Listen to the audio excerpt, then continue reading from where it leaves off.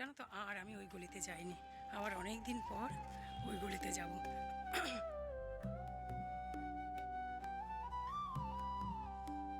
পুরো খতম করলাম। কিচির কিচির কিচির।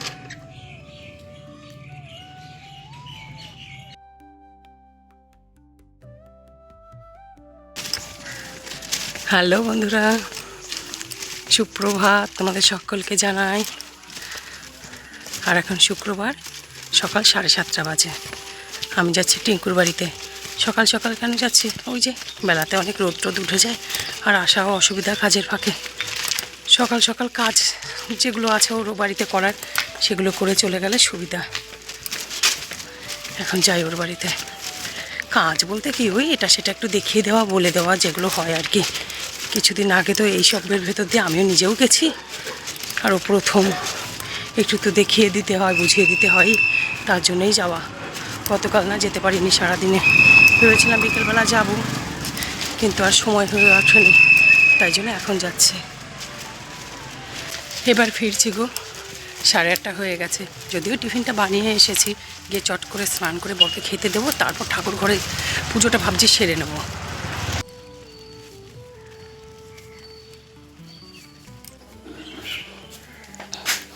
থাকিস কোথায় এখন?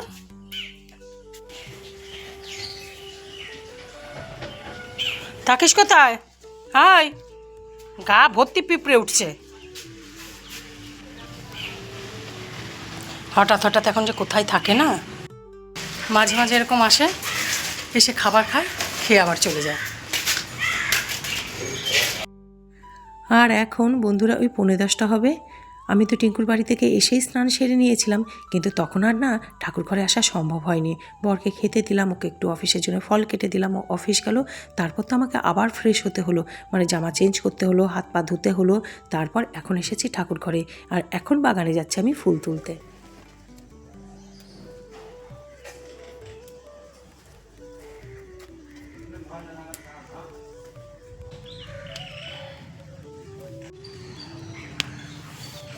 গাছটা তো বন্ধুরা একদম নষ্টই হয়ে গেছিলো, হয়েও গেছে।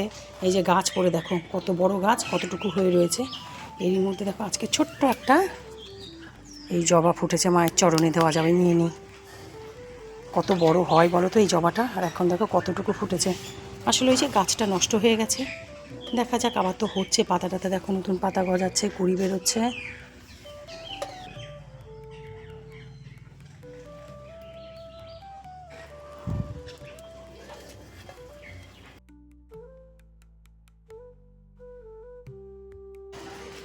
ফুল তোলা হলো, আর দাঁড়াও তোমাদেরকে না একটা জিনিস দেখাচ্ছি, দেখবে? এই দেখো, এই ফুলগুলো না কোনো যত্ন লাগে না, একটু মাটির সঙ্গে পুঁতে দিলেই এরকম সুন্দর ফুটে থাকে। কি সুন্দর লাগছে দেখো। আর এইখানে দেখো একটা গাছ, আমি ভেবেছি না বাঁচবেই না এই গাছটা। আমি আর অনুভাদি না স্টেশনে যেদিন ঘুরতে গেছিলাম, সেদিন না একটা ফুল গাছ থেকে ডাল এনেছিলাম। অনুভাদি বলেছিল এই ডালটা নিয়ে যা, বেঁচে যায়, এটা ডালেই হয়। সত্যি সত্যিই বেঁচে গেছে, সত্যি সত্যি বেঁচে গেল ডালটা। এটা না আমাদের এই রূপনারায়ণপুর স্টেশনে বেশ সুন্দর করে বেদি দিয়ে ঘিরে একটা জায়গায় ওরকম লাগানো আছে। হালকা ভায়োলেট ফুল হয়, আর গোল গোল মানে ছোট ছোট বলের মতো ফল হয় এর। দেখতে খারাপ না, ভালোই ফুল গাছটা। বেঁচে তো গেল, দেখা যাক। এবার ঝটফট পুজো করব। পুজো করে আজকে আমার আবার একটু জয়শ্রীদির সঙ্গে বেরোনো আছে, পুজোটা আগে সেরে নিই।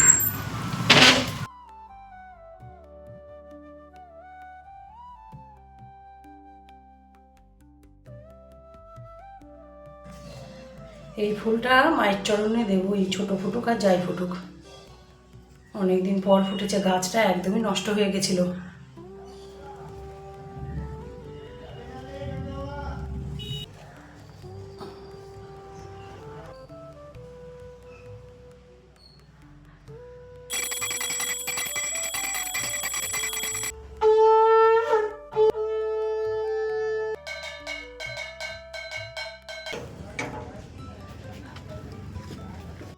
ফুলরা গেছে, তারপর জানো তো আর আমি ওই গলিতে যাইনি। আবার অনেক দিন পর ওই গলিতে যাব। ফুল 2-3 মাসের জন্য ছিল, তবুও প্রথম সংসার তোর ওইখানেই ছিল না? জয়শ্রীদি এসে দাঁড়িয়ে আছে ওইখানে। এই যে এইটা সবাই কিরম আমার জন্য। তোর তাতে কি আছে? হ্যাঁ এইটা, এটা প্রসেনজিৎ ছিল। হ্যাঁ এরা উপরে একটা রুম নিয়েছিল, মানে এদের রুমটা থাকতো গ্যারেজ এটা।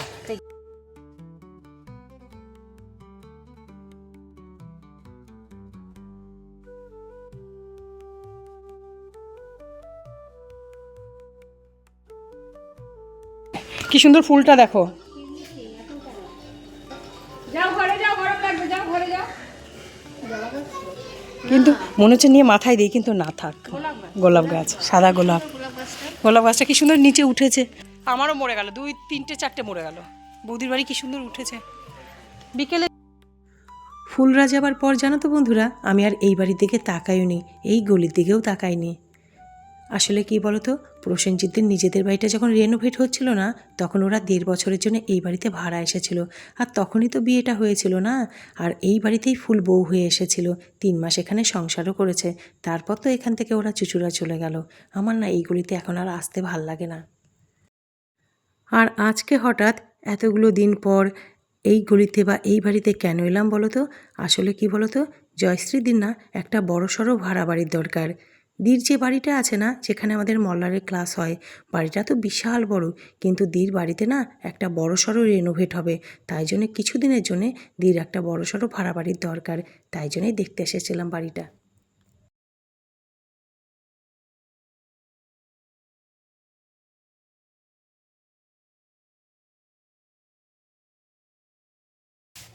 গন্ধ পাচ্ছি তো। তোমার নাকে কি হয়েছে বলো? গন্ধ আছে। হুম।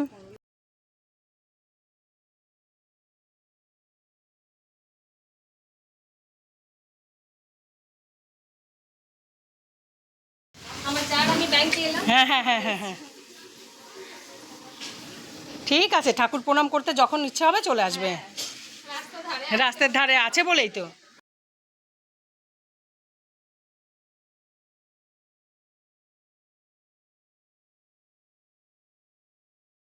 সবাইকে কাছে কুমড়া খুঁজে খুঁজে বেড়াচ্ছি।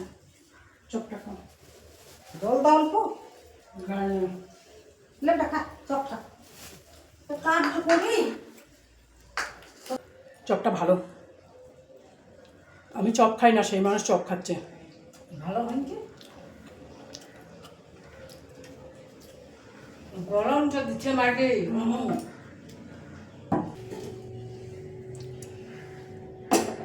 এইবারে রান্না বসিয়ে দিলাম, চুমকিদি কাজ করে চলে গেল।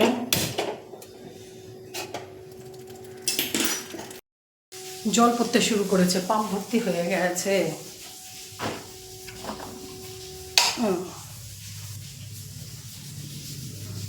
এই যে ভরে নিলাম, ব্যাস সারাদিনের জল ভরে গেল। একবার চালালে মোটামুটি 24 ঘন্টা চলে যায়। আর আজকে দুপুরে বন্ধুরা রান্না করছি লাল শাক ভাজা, পেঁপে দিয়ে গাজর দিয়ে ভাজা। আলু ইচ্ছে করে দিলাম না, নইলে পেঁপে আলু গাজর দিয়ে ভাজা করলে বেশি ভালো লাগতো। ইচ্ছে করেই আলু দিইনি। আর করব আলু পটল দিয়ে চিংড়ি মাছ। তবে আজকে চিংড়ি মাছটা না, আমার খুব ইচ্ছে ছিল একটু কুমড়ো দিয়ে করার। অনেক কটা দিন না কুমড়ো দিয়ে চিংড়ি মাছ দিয়ে করি না। তো সেই মতো চুমকি দিকে একটু দুয়ারে বাজারে পাঠিয়েছিলাম। ও ঘুরে এসে বলল, বৌদি কোনো দোকানে কুমড়ো নেই।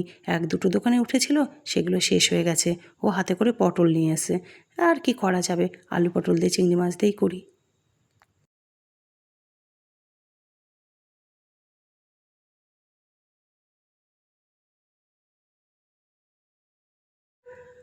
আর আজ আবার জানো তো বন্ধুরা, বরের শরীরটা হয়েছে বড্ড খারাপ। কি হয়েছে বলো তো, গ্যাস হয়ে গেছে। আর ওর গ্যাস হলেই না মাথা ব্যথা করে।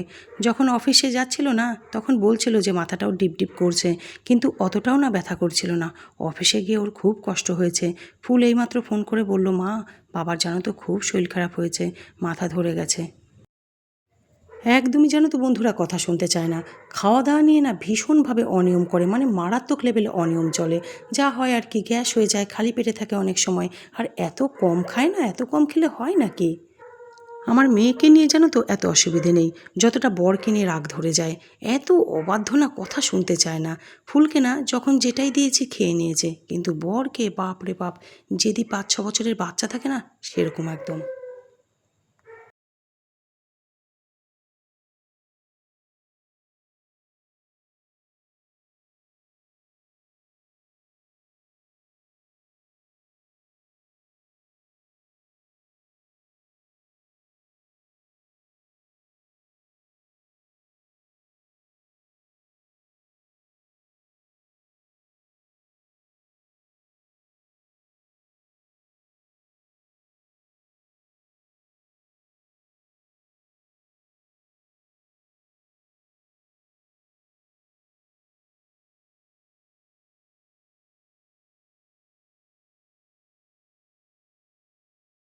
রান্না তো কমপ্লিটই হয়ে গেছে, শুধু এই চিংড়ি মাছের ঝোলটা হলেই হয়ে যায়। তো সেটা তো হচ্ছে হোক, ততক্ষণ কেন আমি সময় নষ্ট করি বন্ধুরা, হাতের হাতে রান্নাঘরটা পরিষ্কার করে নিই। আর আমি রান্না করতে যে কাচের বাসন টাসনগুলো ব্যবহার করি না, সেগুলো আমি সকল কিছু নিজে ধুয়ে পরিষ্কার করে রাখি। কারণ ওগুলো যদি চুমকি দিকে দিই না, ও একটাও আস্ত থাকবে না। যে কটা প্রতিবেলাতে দেবো সে কটাই ভেঙে রেখে দেবে। হাতে পায়ে তিনি এতটাই লক্ষ্মী। রান্না হয়ে গেছে, আর সাথে রান্নাঘরটাও তো পরিষ্কার করে নিলাম। এবারে স্নেক প্ল্যান্টটাতে একটু জল দিচ্ছি। এই গাছগুলোতে জানো তো তেমন একটা জল দিতেই হয় না, তেমন একটা যত্নও করতে হয় না, একটু বসিয়ে দিলেই হয়। আর মাঝে মধ্যে একটু আধটু জল দিয়ে দিলেই ব্যাস, এমনি নিজে থেকেই গাছগুলো গ্রো করতে থাকে।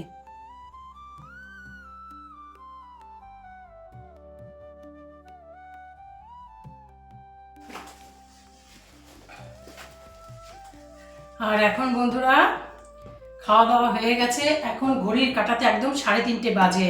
আমি নিয়ে বসেছি বৌদি যে গতকালকে যে বাতাবি লেবুটা দিয়েছে না, সেই লেবুটা নিয়ে। লাল হবে কিনা, প্রচণ্ড লাল ভেতরটাতে। এই দেখো একটু দেখা যাচ্ছে না, ওখানে বোঝা যাচ্ছে না, দাঁড়াও কাটি।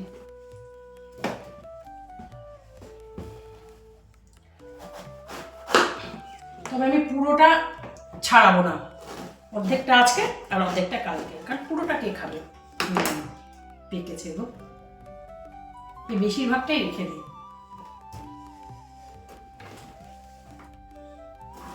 খুব ভালো লাগে বাতাবি লেবু খেতে।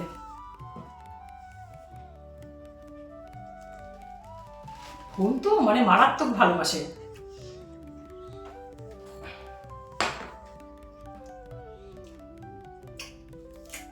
মিষ্টি। বৌদিদের গাছে জানো তো 2 রকমের বাতাবি লেবু হয়, কোনোটা খুব মিষ্টি আবার কোনোটা একটু টক টক টাইপের, কিন্তু এটা মিষ্টি।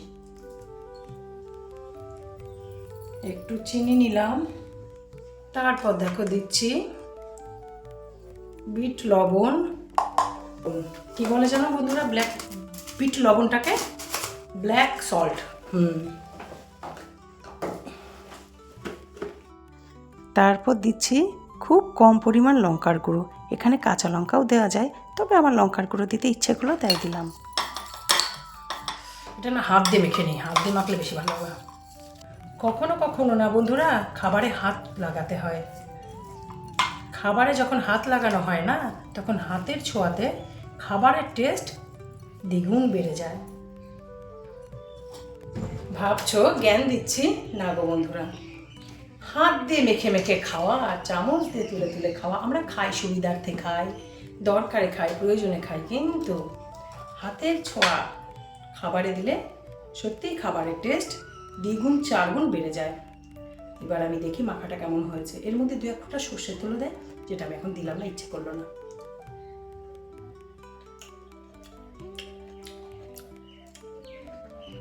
আমার মেয়ে 1 বাটি খেত, আমি দেখো এইটুকুটাও কম না গো। দেখো পেট ব্যথা করতে পারে তাই কম খাচ্ছি, নইলে আমি ভীষণ ভালোবাসি।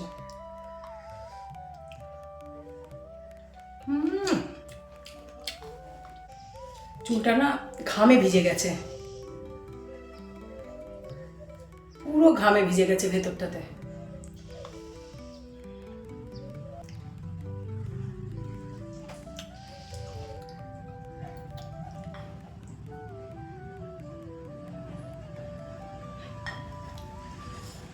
পুরো খতম করলাম। লাস্ট যে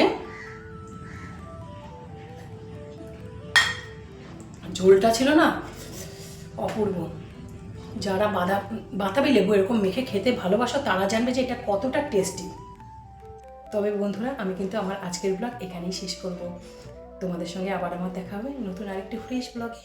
তোমরা কিন্তু খুব ভালো থেকো, সুস্থ থেকো।